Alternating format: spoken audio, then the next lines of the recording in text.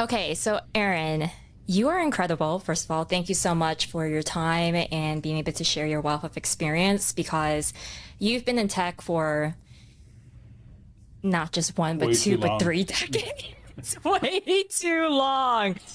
So let's talk about that because you have really just been everywhere, it feels like.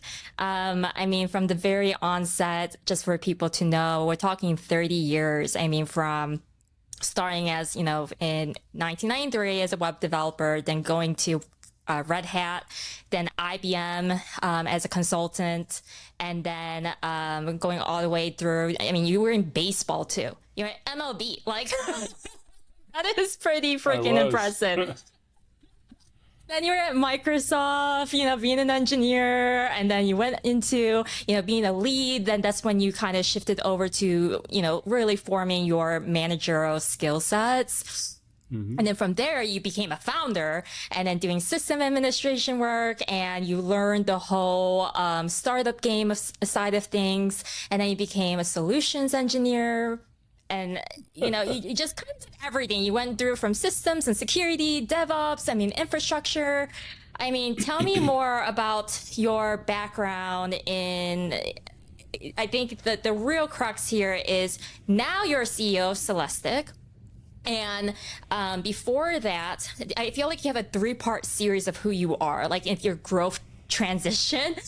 You're an engineer, then you're a leader, and that leadership skills that really took you into doing like global disaster relief. So from one high stake environment to another, and then the whole startup side of it and being a CEO, which is another high stake environment. Yeah. So help me understand your technical prowess, essentially, and your leadership skills, and how that is to the role that you are doing today.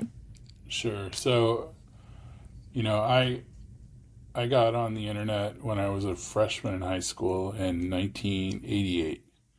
So before the internet was the web and all that stuff. And I was like, I thought it was cool that I could talk to people in Australia, that kind of thing. So, um, the I guess the single thing, the kind of thread, the through line, I guess, of my career is um, helping people communicate with one another in a meaningful way, which sounds kind of trite, but that's really, I think, where most of my sort of development lies. Whenever I get too far away from that kind of thing, I something pulls me back into Mm. it. So, I learned system administration, web development. I did some Java programming for Ericsson at one point. Like, I learned all this stuff on my own, though. Like, it's all self-taught and self-directed. It's Hmm. it's it's about constant learning, and I have big ADD, and so I get steered around by a bunch of stuff a lot of times, and don't. Um, as I've gotten older, I've learned to control the impulses. But when I was younger, it would just be whatever was interesting and whatever I wanted to learn. I would go figure out a way to do that, and I would manipulate life to point me in that direction. And yeah, so I don't have a structured way of doing things, I guess, is my point. Like, the the the driving factors are more basic than that. Yeah. And talk more about how going into, with all of the experience that you're able to do ad hoc, how you're able to leverage that into disaster relief in a high stake environment and how you're able to be really hands on, boots on the ground because the urgency is real. Yeah. Yeah. My my first big disaster relief thing was after Hurricane Katrina in 2000, whatever it was, 5. And it was a bunch of people on the internet that just got together and said, hey, these people don't have any any phone service, any internet service, any cell service. And we all just kind of got together. We found each other. But everybody sort of brought their own stuff to the party, right? I knew about system administration, and it turns out that at some point along the line, I had learned about kind of how logistics works and how to like make things appear in places that they needed to appear.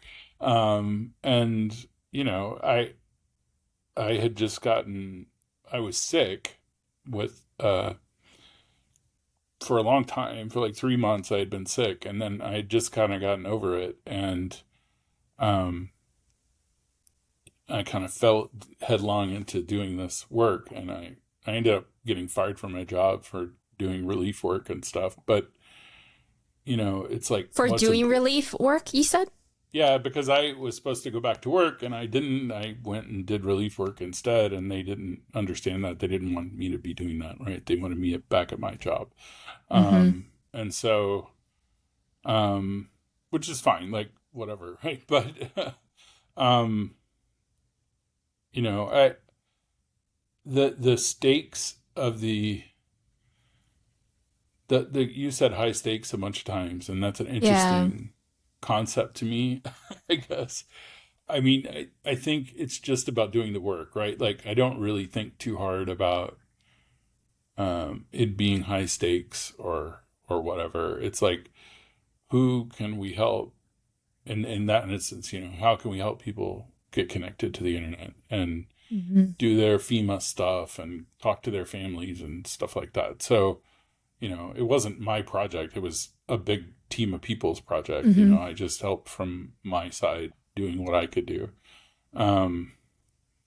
And I think what mostly I'm good at in these situations is rallying people around the cause. And I've learned a lot about sort of how to lead that kind of thing, or how to lead in general by doing these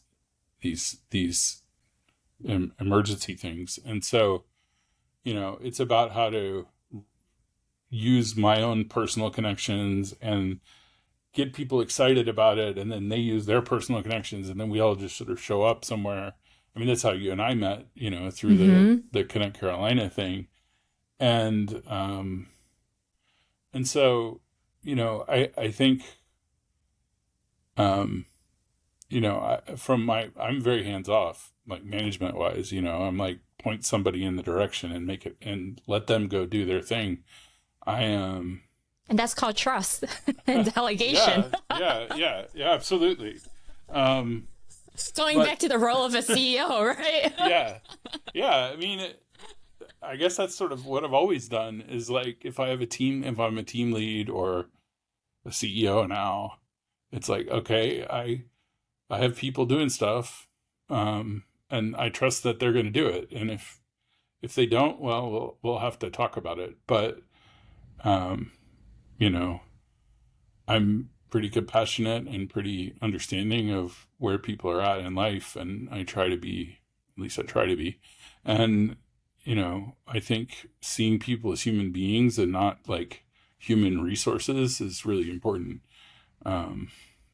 So I don't know, that's my rambly answer for. No, I love it. I love it because, with the whole high stakes thing, it's really a lot of folks don't have as much experience in life threatening circumstances. And that's not really where a lot of people's background or experiences really tell. So it's normalized for you, and you're able to be in those circumstances. So like, even when I was in Adland, something that we would always say is that this is a fire, but we're not firefighters. We're not saving lives. And so what is really important, what is truly a priority? Is it a priority? Can it wait until tomorrow kind of thing? Is the world going to fall down? But you literally were in that environment that was the case. And so when it comes to like startup land and early stage founders, you know, it is kind of there is urgency for different reasons. And it's just, you have a certain kind of mindset that you're able to normalize so that you can be calm and collected as a leader to be able to talk. I think it's the experience and the reps that you've done and that you're being able to communicate. So transitioning into, how do you view the role of the CEO, especially if they are technical founders but underestimate the power of storytelling and repetition and media presence? Because for a business to succeed, the CEO must drive both messaging and visibility. It shows they value consistency and understand the marketing journey, which is crucial for scaling and technical success.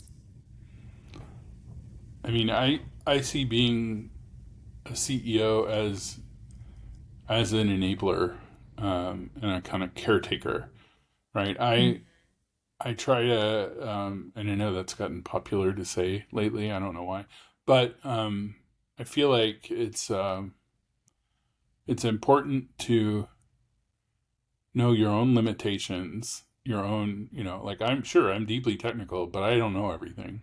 You know, I can learn stuff really fast. I learned how to make these radios work in a couple of days, you know, but I wouldn't call myself an expert, right? It's like I'm just doing enough. And I think this comes from a kind of consultative background that I have. Like, You do right? have Like, that.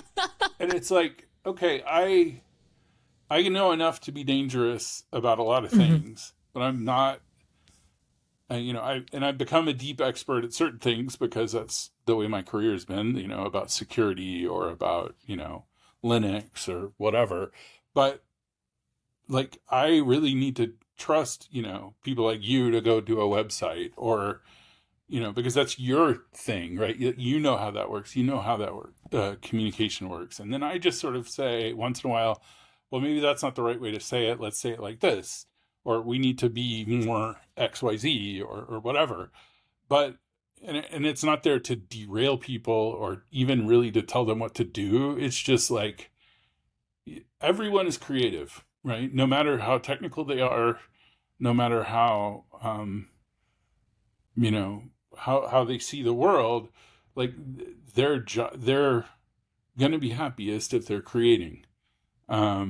And so that goes for engineers, that goes for DevOps, that goes for whatever, right? It's like, and if I'm going and telling you every little thing to do, you're not creative. I'm telling you what to do. You're just a monkey, right? And that's just and transactional leadership skill that a lot of people do, and they don't understand that's the others. right. Yeah. Yeah.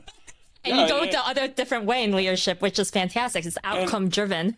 But I think I learn it from like being in those situations that are just crap, right? Like it's just like, Tell me more. I've had Like an bosses example. that just tried to, trying to think about that one. Well, like when I worked at Microsoft, you know, we were in a very, I worked on Bing as a sysadmin. Well, what became Bing? It wasn't Bing then, you know, and we had 5 people running 500,000 servers in 12 data centers or something, you know. And sure, there was a lot of automation and there were a lot of like engineers around us to help us. But our job was very transactional. It was very, you know, you need to go get this done by this day. And this is how you do it. And these are the tickets you need to open to make that thing happen. And so it was a much more like coordinating kind of role than a sysadmin role, right? Like typically a sysadmin, you're writing automation, you're doing a bunch of stuff. And, you know, I hated that. Like I could not be creative. I could not be understood as, you know, having my own ideas because the system around me was the way it was. You can solve problems. Yeah, I mean, I could solve problems. In a way, like creatively. When the problems happened was the best time. Like that was, you know, there was a big problem with with a really esoteric thing, and I ended up going out to the data center, and I met this guy from Intel who wrote the software, and like he like was reading hexadecimal junk off the screen, and it was like, and he goes, that thing right there, and it's like some bit that flipped or something, and he's like, I could fix that for you, and like crazy deep tech stuff that was amazing.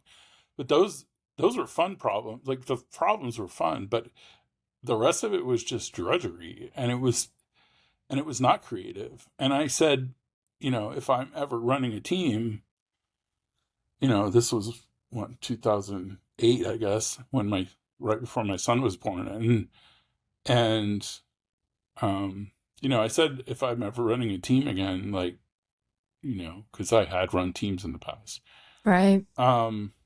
never again. Like, I'm not going to tell people how to do their jobs. Like, that's just not who I am. I'm not good at that. I'm not, for a technical person, I am probably the least detail-oriented person you've ever met. In a very detail-oriented job. Like as my career has gone on, I've become less interested in detail, and more interested in big picture stuff and driving vision and change and helping other people that are good at the detail, that like the detail, do their jobs better. I feel like you just listed out the definition of founder. I don't know, maybe. Because visionaries are really hard to come by. And being a CEO and being a founder who has vision to allow all these other people to be part of that vision, allows everyone to drive forward. And regardless of the details, is because you can identify talent, you can identify the problems and the solutions of where you guys are going, kind of thing, and gather the right people to be able to go there. So as long as you're going the same direction, you just have a trained eye. I guess, yeah. That those details don't matter anymore because it's a second language for you, which is incredible. And that's why seasoned tech leaders like you reduce the risk, because you've proven you can handle various challenges, which is valuable in a founder.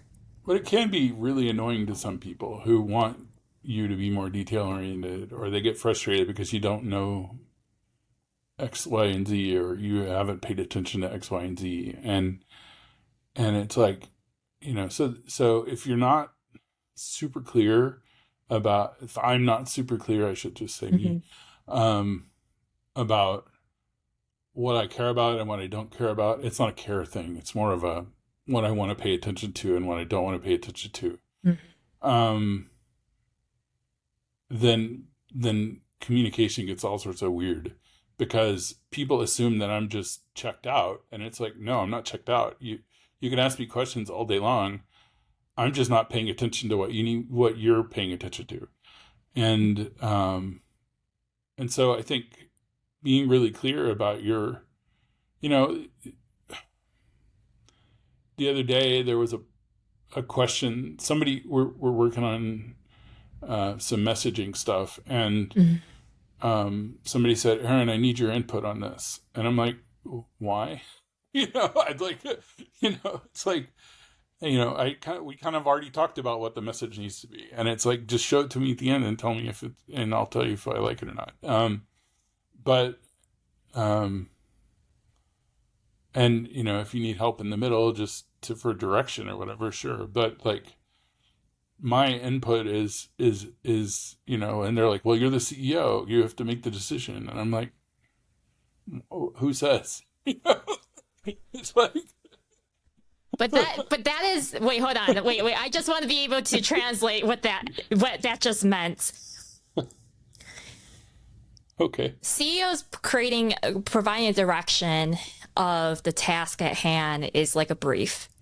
And you're saying, I approve what this brief is. I approve that we are going to focus on messaging. We went through the kickoff meeting, and it's going to be this and this and this and this and that, which is basically the checklist of you go and execute it, you go implement it. And when you come back, I expect it to be aligned to what that original conversation is.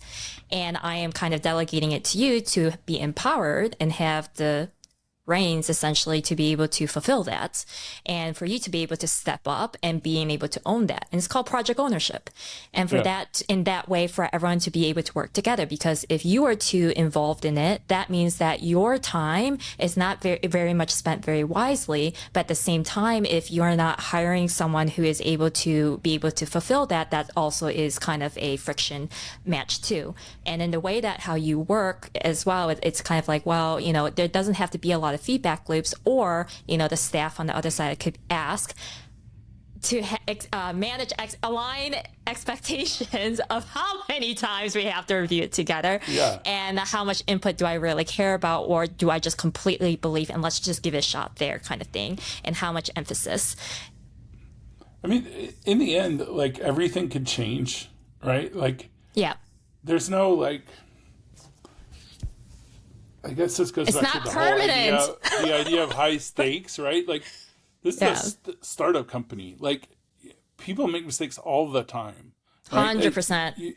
And I do, you do, anybody involved in anything like that does, right? And so it's like, embrace it, right? Like, just go. Yeah. And, I've made 50 mistakes in the last 2 weeks. Like, who cares, right? Like, you just move. And I'm not one of these weird founder mode guys who says, like, oh, I never make mistakes, I'm perfect. Never admit you screwed up. It's like, I screw up all the time. Like, I don't care. It's like, I'll tell you I'm sorry. And I'll say, let's, the past is the past. Like, let's go. We're all here. But that is the difference about you, is that you move really fast, Aaron. Like, you move I do, but fast. And that's the problem sometimes, because people aren't in my head, right? Like, but what I mean is that because, for you to be technical but understand strategic messaging, that balance is rare. And for you to understand something that exists is better than none at all, one. And two, like, it's okay if there are mistakes. It's okay if we push live for some. It's all about the iteration and to keep on going, and having that value, I think, in that principle, to be able to say to the team and anyone else that you work with, is just like, hey, let's just keep on moving. I think you do a really good job at that, Rad. And I think where others, they stall a lot, or like, oh, we have to wait. Yeah. It needs to be perfect, or like, whether it's the R&D side of it, or like all these different areas. But in the startup mode, it's very much, let's go.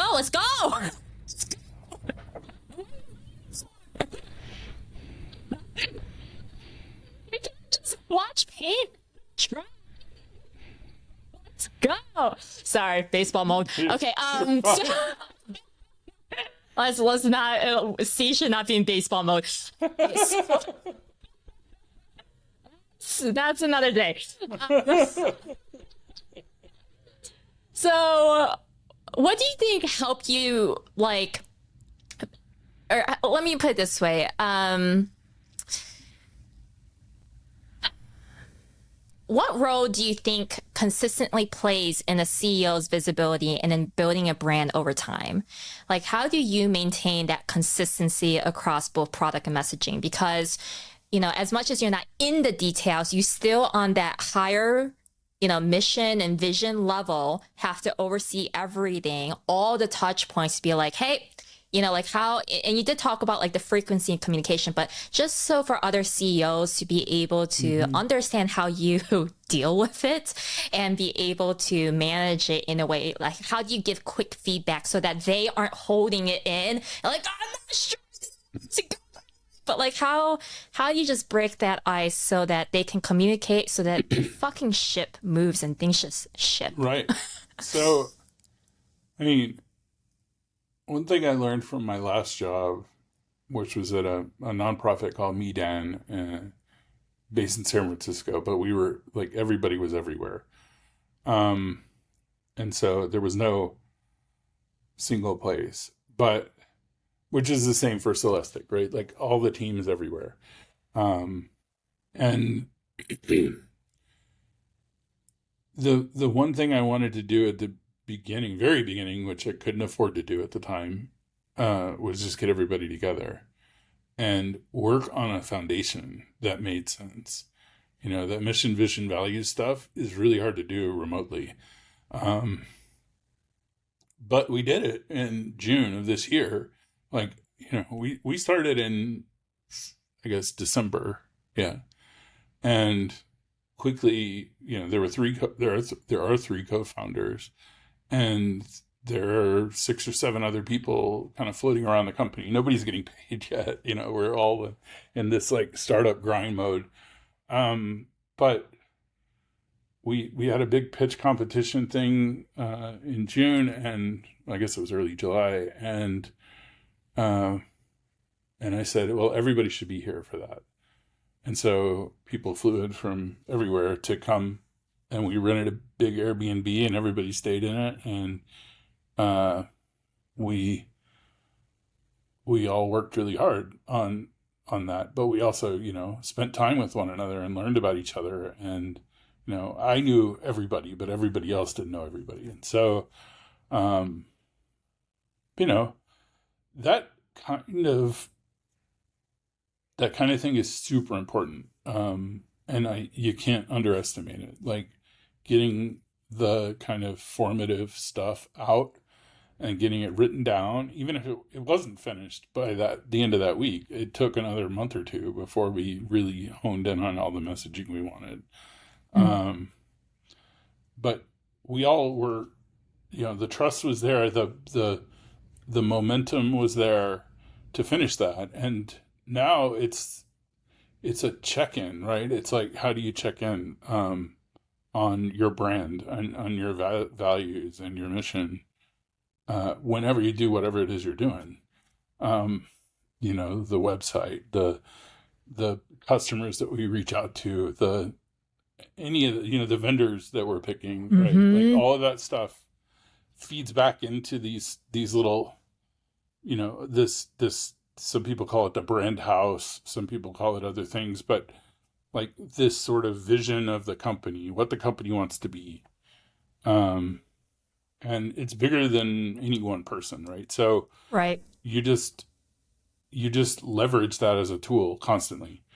And it's not like, some infallible document or something, right? It's like, shit happens and you have to change things sometimes, and that's fine.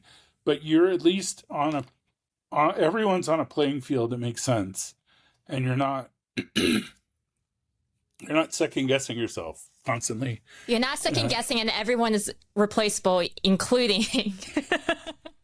Well, yeah, I mean, it's including me, right? Like, it's okay, everyone can just live on. Here? Okay, yeah. And but I think using that as sort of the guiding principles of the company is really helpful, because mm-hmm. you're not floating around asking questions as much. You're just like, the direction. You just go. As from anybody, heck, my son, who's 16 and doesn't work for us, still talks about, because he was at these meetings, we called him the president, because he would just show up once in a while and like say some profound thing and then leave. It was awesome.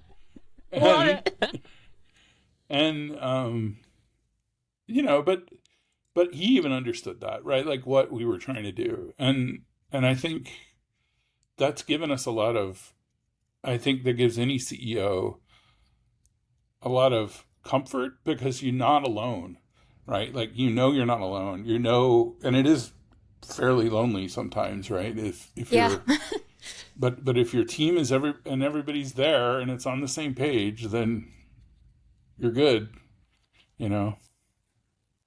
Yeah. So with the mission, the values, the vision, and how has that helped you, having that more concrete, how has that helped you with press and articles in preparing for it? Because,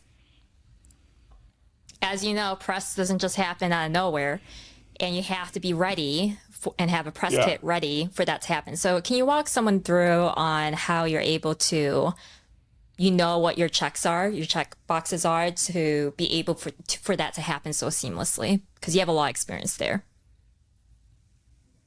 Yeah, I mean, I think having that in your head all the time is really useful. Um, knowing when press happens, it's like, I don't know. It's not. Well, the journalist Uh, needs stuff, right? right. So They need to understand, yeah. and I'm, we don't have a full on press kit, right? Like I've sent journalists a bunch of stuff that I just have laying around, like mission, vision, values, and some press releases that we did, and some other things, right? But so I'm by no means completely organized around this because that's just not who I am. But and I should But you be have it. more organized. Yeah, Sure, but you it's have either it. here or it's in some Google Drive somewhere, right? So Right. The cloud's helpful. yeah, totally. Um, the the the thing about press is that I think most people don't think about too much, and maybe it's a media training thing. I don't know, but you have to know what you want to say. Um, Yep. and I know that sounds ridiculous and basic, but that's almost the entirety of what press is, right? Like, you know what you want to say, and if you know what you want to say, you're comfortable. You're okay looking in that lens, and or looking at that reporter and saying what you want to say, answering their questions based on what you want to say, and and knowing that, like, if you say something wrong or you screw up, you just stop.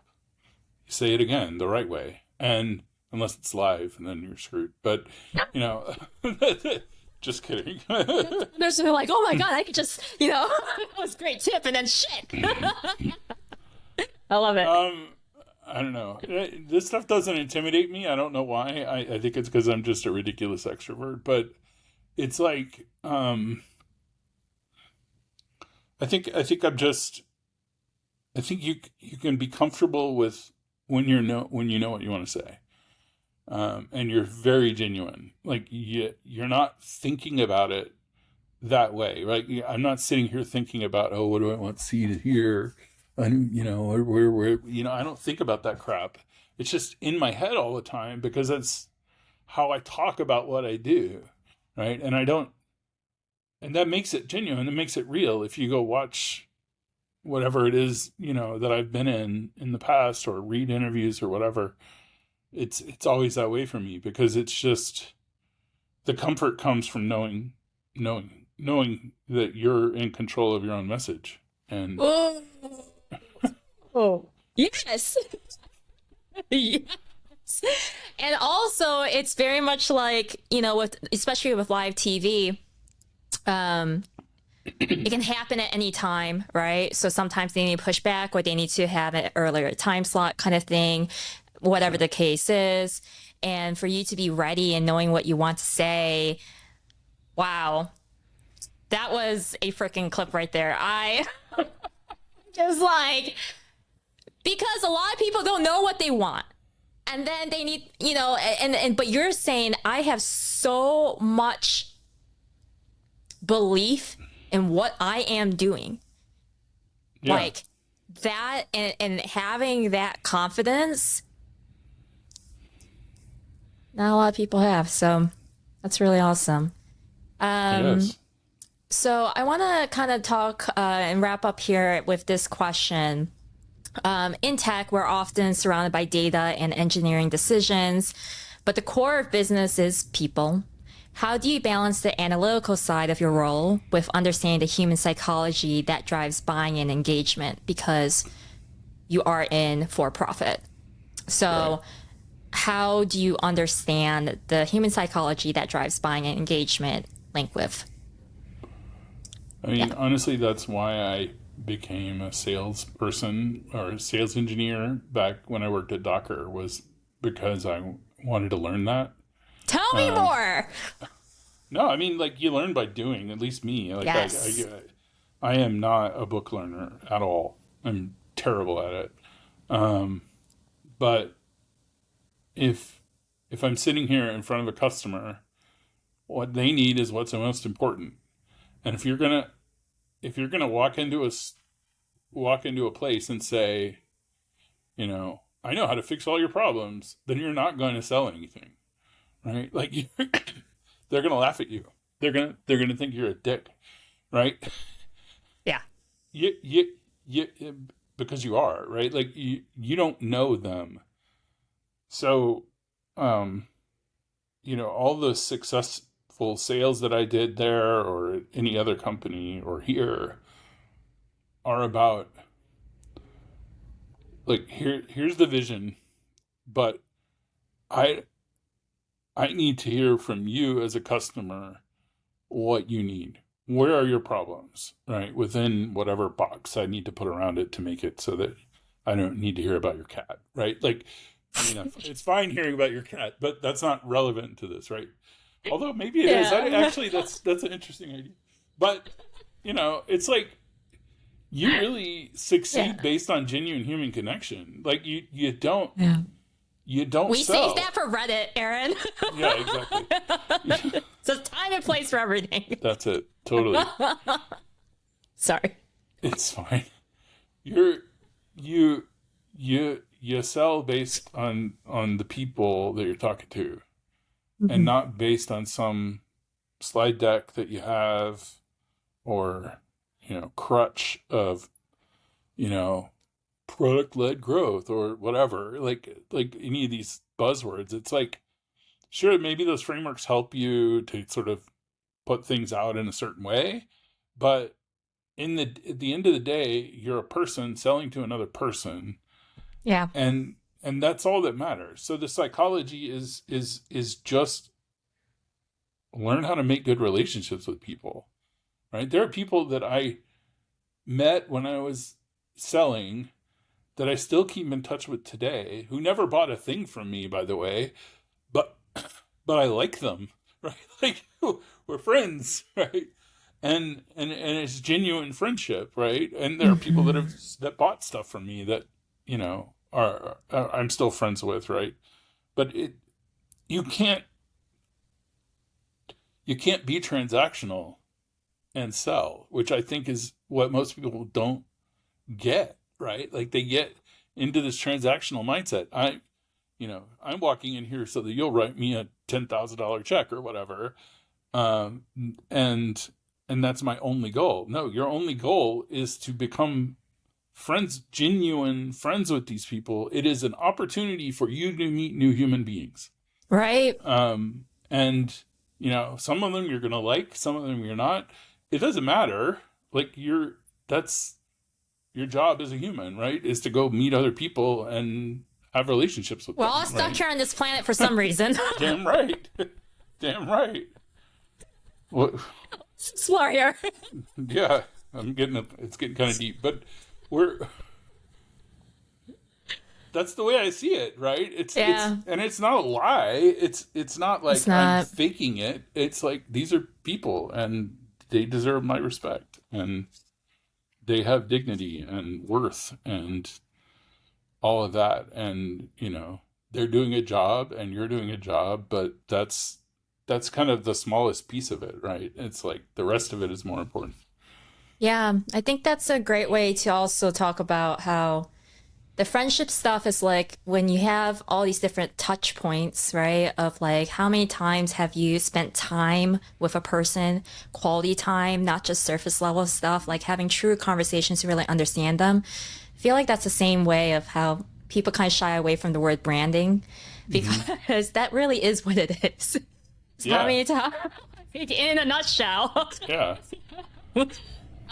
So I hope people really take away that it is about how to spend more time and genuinely spending the time and keeping in touch, and I think, but at the same time, if they aren't a good match and they're just not aligned in the same season as you or something like that, that's okay.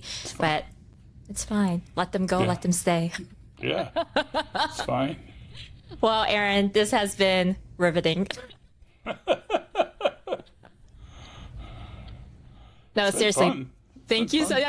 We went really deep. So thank you so much for sharing all your wealth of experience. And I think the transitions too, and where for people to be able to help really just find out their strengths, and their skill sets and how they can be more in a servant leadership standpoint too, and just serve Yeah. and not be a dick or an asshole. So thank you so much. Be nice. Be nice to Yeah, each that was other. a TLDR. All right. High five. All right. Yay! Yay.